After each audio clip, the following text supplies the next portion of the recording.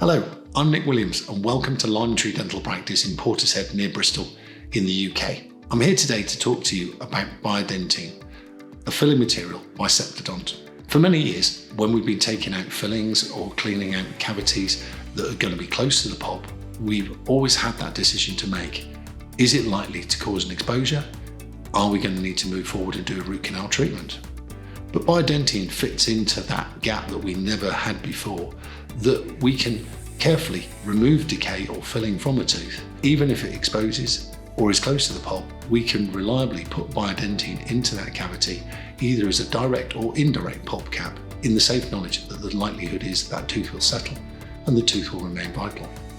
So what do I do?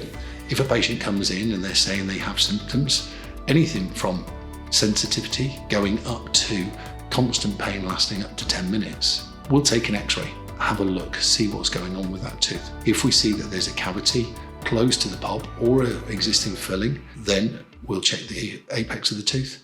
If there's no apical pathology, and then we test the vitality of the tooth.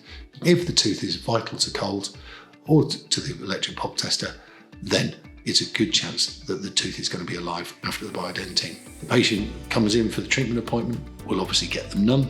We then remove the existing filling, remove the caries, and assess the cavity. Ideally, my own in-house research shows that the chances of success are greater if we can keep a dentine bridge over the pulp. However, if there is an exposure of the pulp, we can put Biodentine directly over the pulp as a pulp cap. Even if that exposure is as big as 1 millimetre square, we can then put Biodentine into this tooth. Whereas before, the only options would have been extraction or root canal treatment.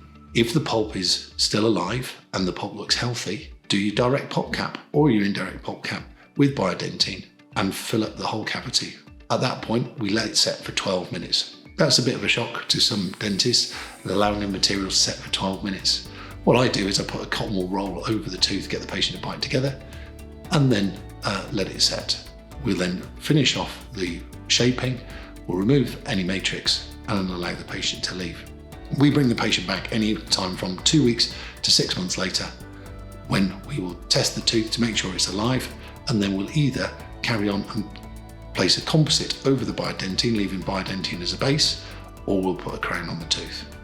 I've been doing this procedure now since 2010, very successfully. We've got our own in-house research that shows we've kept teeth alive for over 10 years now, where previously they would have needed a root canal treatment.